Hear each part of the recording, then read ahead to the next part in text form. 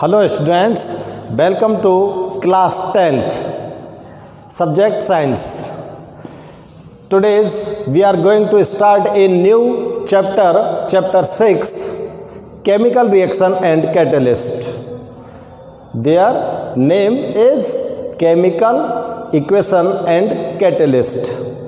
Chemical reactions and catalyst को इसके अंदर हम स्टडी करेंगे और इन दिस चैप्टर में हमारा जो टॉपिक है वो है physical and chemical change.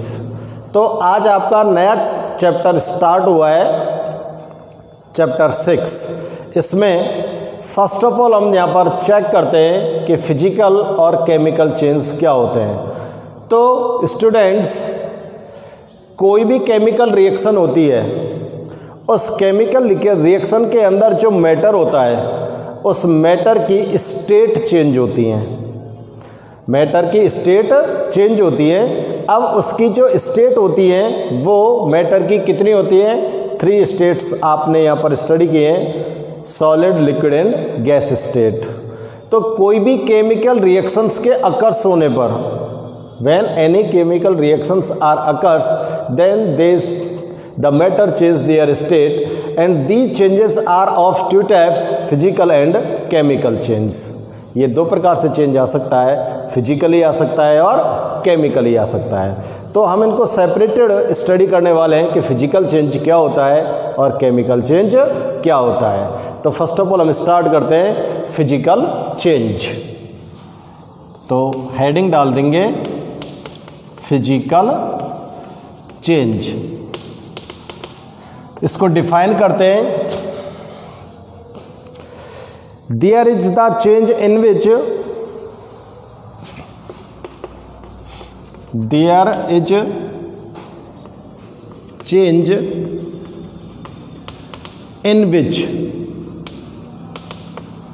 Physical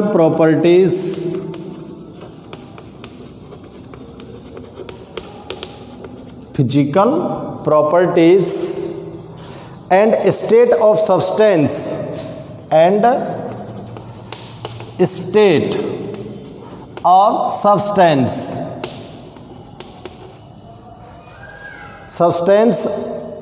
changes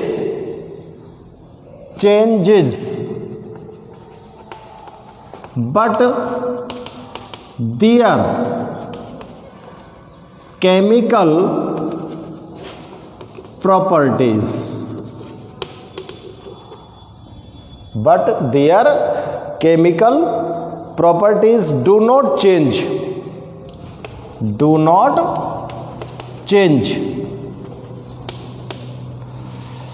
To remove, on removing the cause of change,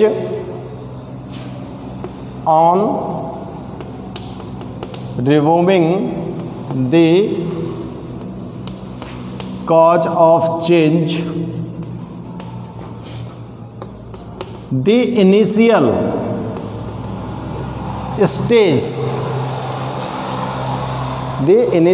state is obtained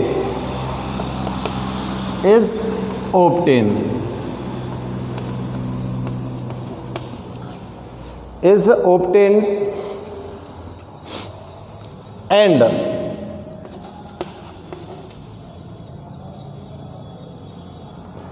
no new substance is formed. That is called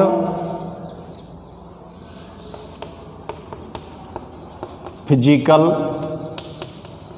change.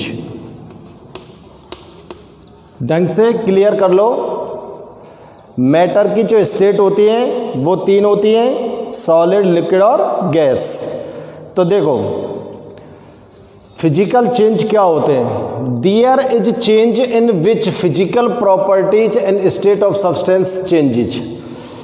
ऐसे changes, ऐसे परिवर्तन जिसमें जो मैटर होता है उसकी फिजिकल प्रॉपर्टी और स्टेट तो चेंज हो जाती है। किसी भी सब्सटेंस की जब फिजिकल प्रॉपर्टी और फिजिकल स्टेट तो चेंज हो जाती है, लेकिन उनकी केमिकल प्रॉपर्टीज में कोई भी परिवर्तन या चेंज नहीं आता है। ओनली क्या चेंज हो रही है? Physical properties and state, but क्या चेंज नहीं हो रही है? Chemical properties do not changes. On removing the cause of change, on removing cause of change, परिवर्तन का कारण हटाने पर द इनिशियल स्टेट, यहां पर एक वर्ड और रह गया, इनिशियल स्टेट। जो इनिशियल स्टेट यानी कि पहले की जो अवस्था है, इज ऑब्टेन्ड, वो प्राप्त हो जाती है। And no new substance is form, और कोई भी नया पदार्थ इसके अंदर ऑब्टेन नहीं होता है, ना ही बनता है। इसको क्या बोलते हैं हम? Physical change. तो मैं यहाँ पर एक बहुत ही सुइटेबल एग्जांपल्स आपको ले रहा हूँ, जिसके थ्रू इस पूरी डेफिनेशन को हम एक्सप्लेन कर सकते हैं। ठीक है ना? तो हम यहाँ पर फिजिकल चेंज के कुछ एग्जांपल्स नोट कर देते हैं। जैसे एग्जांपल्स फिजिकल चेंज के क्या नोट कर सकते हो आप? Magnet formation by iron, magnet formation by iron, ठीक है ना? और क्या लिख सकते हैं हम? Broken glass,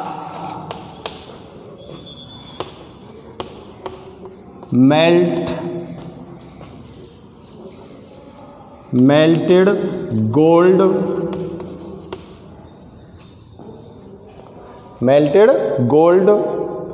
sugar dissolving in water, sugar dissolving in water on heating water converts in vapor,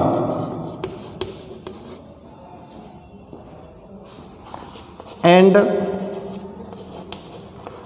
on cooling converts in ice। तो देखो यहां पर एग्जांपल्स मैंने नोट किए हैं। मैग्नेट फॉर्मेशन बाय आयरन, आप आयरन से मैग्नेट बनाते हो, तो आयरन से जब हम मैग्नेट बनाते हैं तो वो मैग्नेट आयरन की तो रहती है ना, वो आयरन की जो मैग्नेट बनाते हो आप लोग, वो आयरन की तो रहती है, वो गोल्ड की थोड़ी हो जाती है। तो फिजिकल प्रॉपर्टी जो उसकी क्या थी? सॉलिड थी, लिक्विड तो नहीं हुई, सॉलिड थी, सॉलिड ही है, और आयरन ही था। मैग्नेट बनने के बाद भी आयरन ही है, कोई न्यू सब्सटेंस आपको ऑब्टेन नहीं हुआ है। और अगर उस मैग्नेट को आप डिस्ट्रॉय करते हो, तोड़ देते हो, फोड़ देते हो, या उसको आप पिटाई करते हो, उसका मैग्नेटिक जो प्रॉपर्टीज होती है वो लॉस हो जाती है, तो फिर वो क्या बचेगा? आयरन ही तो बचेगा। दूसरा एग्जांपल देखते हैं, ब्रोकन ग्लास। आपके हाथ में ग्लास पीस है, उसको हम छोड़ दें, वो फर्श पर गिरेगा, वो डिफरेंट पीसेस में कन्वर्ट हो जाएगा। जब वो ग्लास ब्रेक हो जाएगा, तो ब्रेक होने पर क्या वो आयरन फॉर्म हो जाएगा उसका? ग्लास टूटने पर, कांच के टूटने पर क्या वो लोहा बन जाएगा? नहीं, कांच के तो टुकड़े रहेंगे, तो न्यू सब्सटेंस नहीं बनाए। और यहाँ पर कांच की जो प्रॉपर्टीज हैं, वो उसके जो जितने भी पीस बने वहाँ पर भी वही प्रॉपर्टीज होंगी। मेल्टेड गोल्ड, सोने का पिघलना। सोने को जब आप पिघलाते हो, क्या वो चांदी बन जाता है? नहीं बनता ना, तो वो सोना ही रहता है, भले उसकी स्टेट चेंज हो जाए, भले उसकी क्या हो जाए, स्टेट चेंज हो जाए, क्योंकि गोल्ड तो क्या होता है? सॉलिड स्टेट में होता है। मेल्ट करेंगे तो वो लिक्विड में आ जाएगा, स्टेट भले चेंज होगी, लेकिन केमिकल प्रॉपर्टीज में कोई चेंज हो जाता है। उसका सिंबल पहले भी AU था और अब भी AU ही रहता है, ठीक है ना? नेक्स्ट एग्जांपल में अगर आप बात करते हैं शुगर डिजोल्विंग इन वाटर, चीनी को जब आप पानी के अंदर घोल देते हो तो पानी का कलर चेंज होता है क्या? कोई नया सब्सटेंस बनता है क्या? नहीं बनता। हमको पता ही नहीं लगता इस वाटर के अंदर शुगर डिजोल्व है या नहीं है, कोई केमिकल चेंज नहीं होता उसके अंदर, इसलिए क्या है? फिजिकल चेंज है। और on heating water converts in vapour, जब आप पानी को गर्म करते हो तो वो वेपर में कन्वर्ट हो जाता है, और जब वेपर को कंडेंस करते हो तो वो वाटर में कन्वर्ट हो जाती है। और पानी को जब आप फ्रिज के अंदर रखते हो कूलिंग के लिए तो वो आइस में कन्वर्ट हो जाता है, और आइस को बाहर निकाल के बाहर रख देते हो तो वो वाटर में कन्वर्ट हो जाता है। कोई न्यू सब्सटेंस आपको ऑब्टेन हुआ? नहीं हुआ ना। तो ये सब के सब क्या है?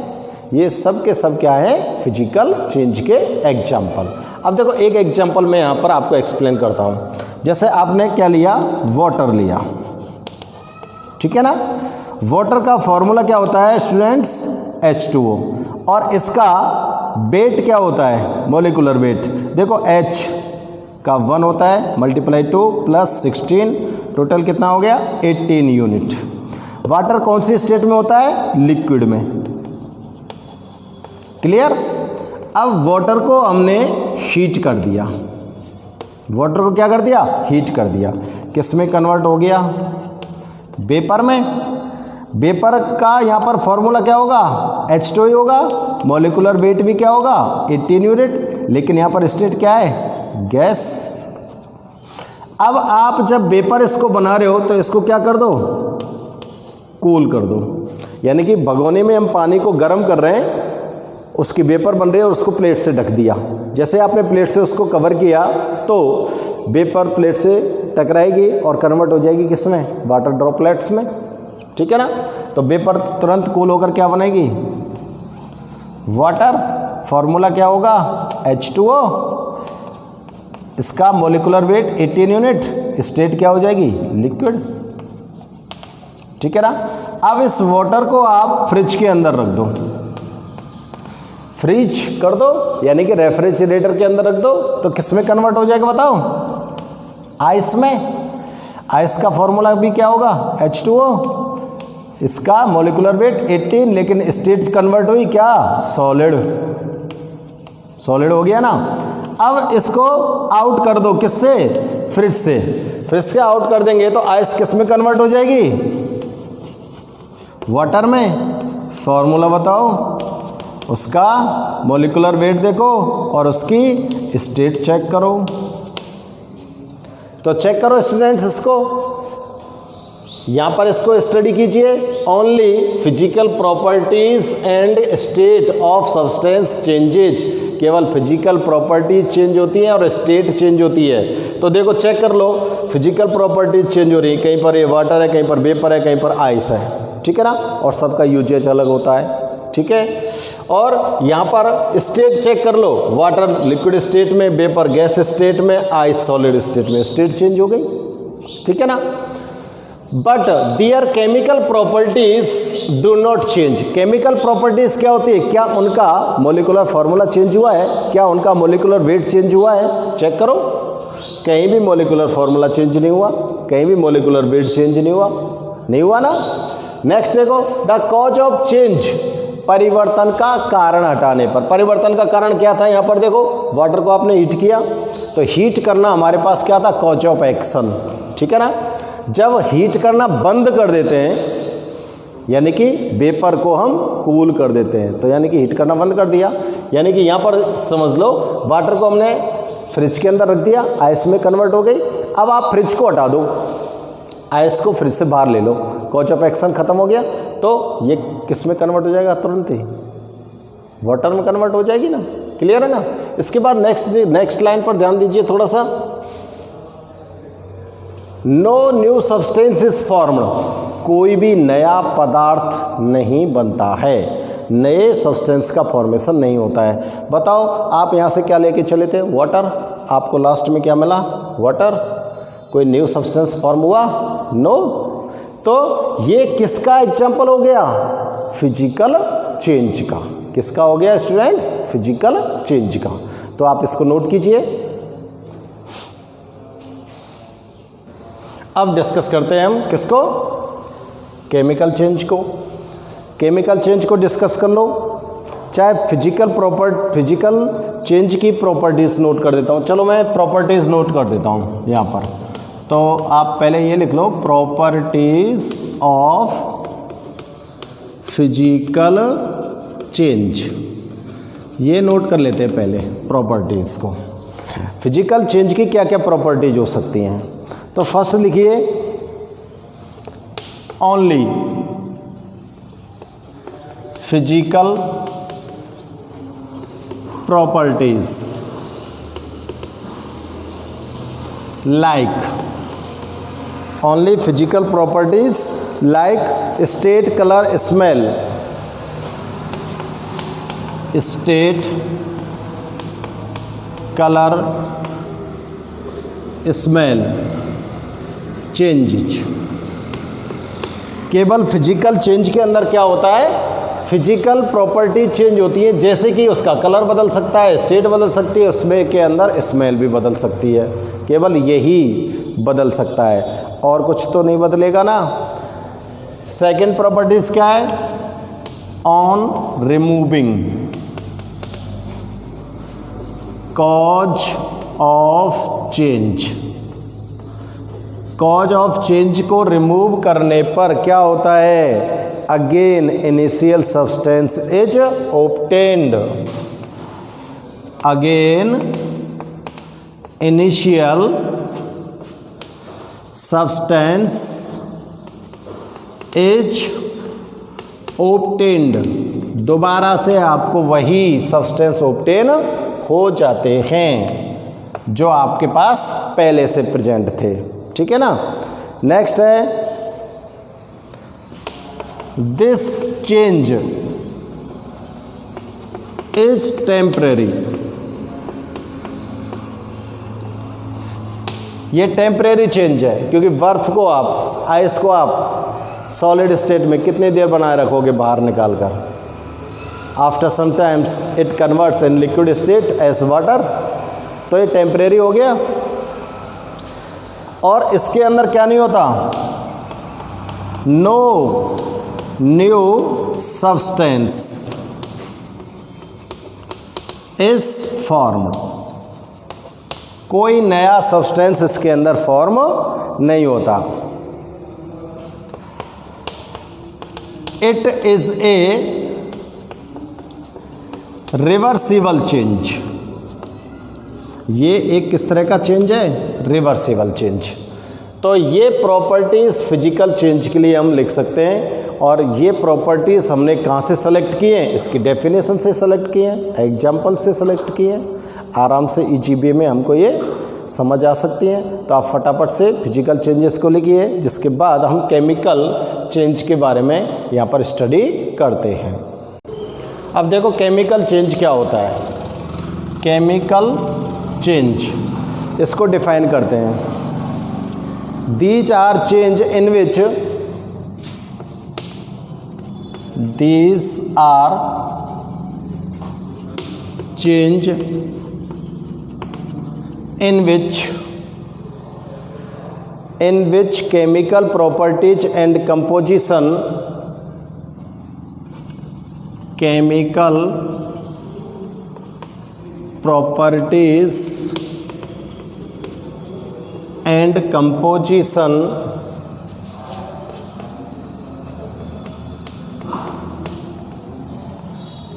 properties or composition of substance changes, of substances changes, chemical property और कंपोजिशन दोनों बदल रहे हैं। And new substance is formed, and new substance is formed, नया सब्सटेंस इसके अंदर फॉर्म हो रहा है। ठीक है ना। On removing the cause of change, on removing of cause of change, initial substance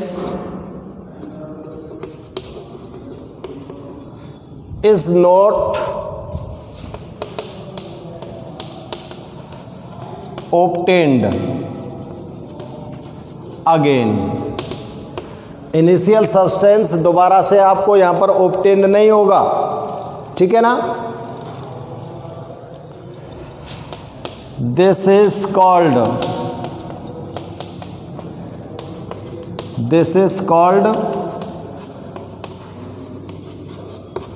chemical change. इसको ही आप क्या बोलोगे, केमिकल चेंज। एग्जाम्पल्स देखते हैं हम। मिल्क टर्न्स टू कर्ड, ध्यान से चेक करना। Milk turns to curd, milk को बदल दिया है किसमें आपने, कर्ड के अंदर। बर्निंग ऑफ कोल,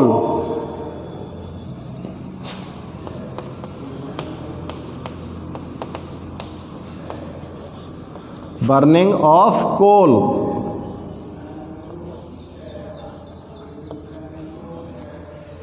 और कोई भी केमिकल रिएक्शन है, स्पॉइलिंग ऑफ कुक्ड वेजिटेबल, और लिख सकते हैं आप स्पॉइलिंग ऑफ कुक्ड वेजिटेबल, पकी हुई सब्जियों, यानी कि आप सब्जी को बना लेते हो, उसके बाद वो खराब हो जाती है, उसके अंदर गंदी गंदी स्मेल आती है, ठीक है ना। और भी लिख सकते हैं रस्टिंग ऑफ आयरन, लोहे पर जंग लगना, ये भी एक केमिकल चेंज होता है, इसके अंदर एक रिएक्शन अकर्स होती है, ठीक है ना, एटसेट्रा। ये आपके लिए कुछ एग्जांपल्स लिखे। मिल्क टर्न्स टू कर्ड, देखो डेफिनेशन को क्लियर कर लो पहले तो। These are change in which chemical properties and composition of substance changes, ऐसे चेंजेज होते हैं जिसके अंदर जो सब्सटेंस होता है उसका केमिकल कंपोजिशन और केमिकल प्रॉपर्टीज दोनों के दोनों चेंज हो जाती हैं, ठीक है ना।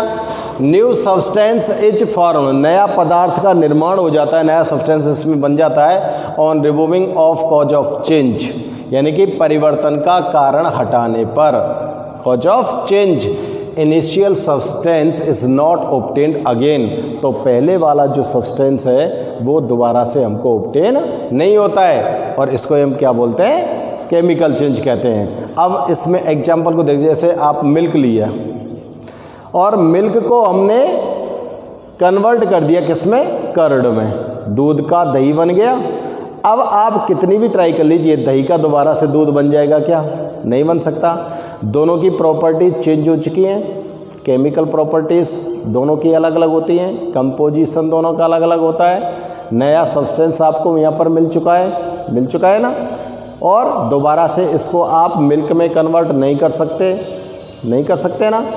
जैसे, और फिर दूसरा एग्जांपल लीजिए, जो भी सब्जियां आप, जैसे आपने दाल बनाई है अपने घर पर, और दाल बनाकर आपने गर्मी में थोड़ा सा उसको ओपन एरिया में रख दिया, तो शाम तक वो स्पॉइल्ड हो जाती है, यानी कि उसके अंदर बैक्टीरिया अटैक कर देते हैं और फर्मेंटेशन की रिएक्शन होती है, उसके थ्रू उसके अंदर एसिड्स फॉर्म हो जाते हैं और वो स्पॉइल हो जाती है, वो ख़राब हो जाती है ना ख़राब। क्या आप उस दाल को दोबारा से प्योर एंड फ्रेश बना सकते हो, उसी दाल को नहीं बना सकते ना, ठीक है ना। उसको यूज कर सकते हैं, नहीं कर सकते। नया सब्सटेंस, उसके अंदर एसिड्स फॉर्म हो चुके हैं, उसका कंपोजिशन चेंज हो चुका है, उसकी केमिकल प्रॉपर्टी चेंज हो चुकी है, क्लियर है ना। तो ये सब क्या है, केमिकल चेंज। अब देखो, जैसे इसमें एक रिएक्शन बताता हूँ मैं आपको, CO2 इक्वल टू CO2, ये है कोल मीन्स कोयला। कोयले को आप जला रहे हो, और किसी भी चीज़ को जलाने के लिए हमको ऑक्सीजन की नेसेसिटी होती है। ऑक्सीजन हमारे पास एयर के अंदर प्रेजेंट है, इसलिए आप ओपन एयर में किसी भी चीज़ को जलाएंगे तो वो ईजीवी में जलने लगती है, बर्न होने लगती है। तो कोल को जब आप जलाओगे तो इसके अंदर से क्या निकलेगी, कार्बन डाइऑक्साइड गैस निकलेगी। ये क्या है, कार्बन डाइऑक्साइड गैस। ये गैस निकल जाएगी और आपके पास वेस्ट मटेरियल बचेगा। जैसे लकड़ी को जलाते हो, हम चूल्हे में जलाते हैं लकड़ी को, तो उसके अंदर से CO2 गैस रिलीज होती है, धुआं निकलता है और वहाँ पर आपको आस यानी कि राख वहाँ पर आपको ऑब्टेन होती है। अब राख को कितनी भी ट्राई कर लो, क्या वो लकड़ी बन जाएगी दोबारा से? नहीं बन सकती, ठीक है ना। तो ये केमिकल रिएक्शन है। तो इस तरह की बहुत सारी केमिकल रिएक्शन है। मोस्टली केमिकल रिएक्शन ऐसी हैं जिनके अंदर न्यू सब्सटेंस फॉर्म हो जाते हैं और नए जो प्रोडक्ट बन जाते हैं, उन प्रोडक्ट से हम दोबारा से रिएक्टेंट को ऑब्टेन नहीं कर सकते। तो वो सब के सब क्या होते हैं? फिर केमिकल चेंज होते हैं, ठीक है ना। तो स्टूडेंट्स, अब केमिकल चेंज के लिए यहाँ पर मैं प्रॉपर्टीज नोट कर दूँ, तो चलो मैं यहीं पे लिख रहा हूँ प्रॉपर्टीज ऑफ केमिकल चेंज, ठीक है ना। फर्स्ट प्रॉपर्टी देख रहे हैं हम इसकी, the substance form as a result of the chemical change is completely different in chemical properties and composition from the initial substance. The substance which formed by chemical change is completely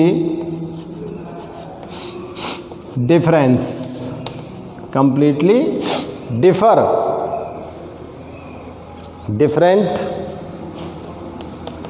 in chemical composition and properties, chemical properties and composition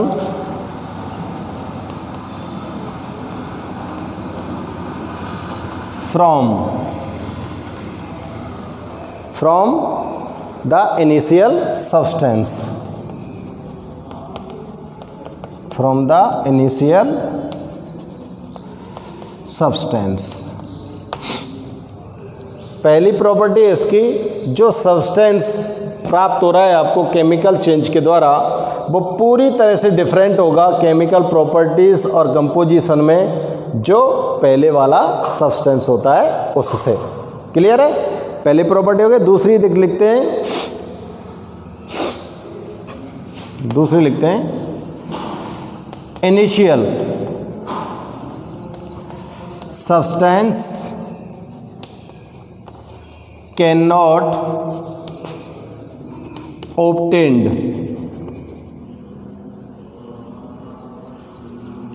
again। जो प्रारंभिक substance था, जो पहला जो substance था, क्या आप उसको दोबारा ऑब्टेन कर सकते हो? No, can not be obtained. Third properties लिखो, बताओ न्यू सब्सटेंस फॉर्म हुआ है कि नहीं हुआ है? हुआ है ना।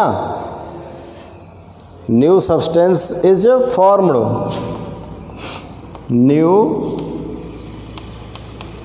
substance is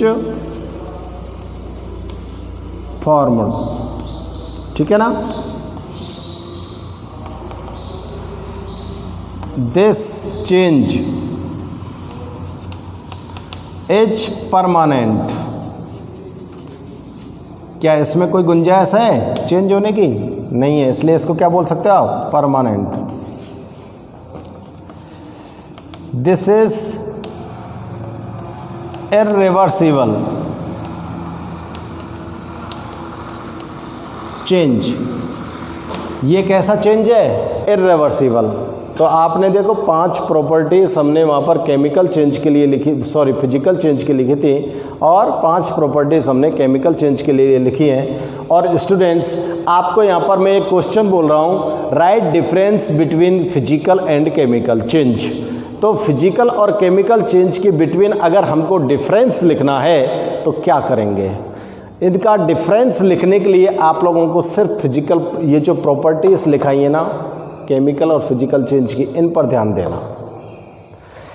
अगर एक साइड में आप केमिकल चेंज की फिजिकल इन प्रॉपर्टीज़ को लिख दें और एक साइड में फिजिकल चेंज की प्रॉपर्टीज़ को लिख दें तो दोनों के अंदर डिफरेंस हो जाता है ना। तो बड़े ध्यान से पढ़कर दोनों की प्रॉपर्टीज़ को, और आप लोगों को ये क्वेश्चन रेडी करना है, difference between chemical and physical change. Okay students, तो आज आपने फिजिकल और केमिकल चेंज के बारे में यहाँ पर स्टडी किया है, ठीक है ना। और इस डिफरेंस को आपको बहुत ही ज़रूरी रूप से लिखना है अपनी नोटबुक के अंदर, क्योंकि कई बार एग्जाम्स में पूछ लिया जाता है right any two difference between physical and chemical change, ठीक है ना। तो प्रॉपर्टीज़ में से आपको चेंजेस इन दोनों के अंदर डिफरेंस लिखने हैं। Okay students,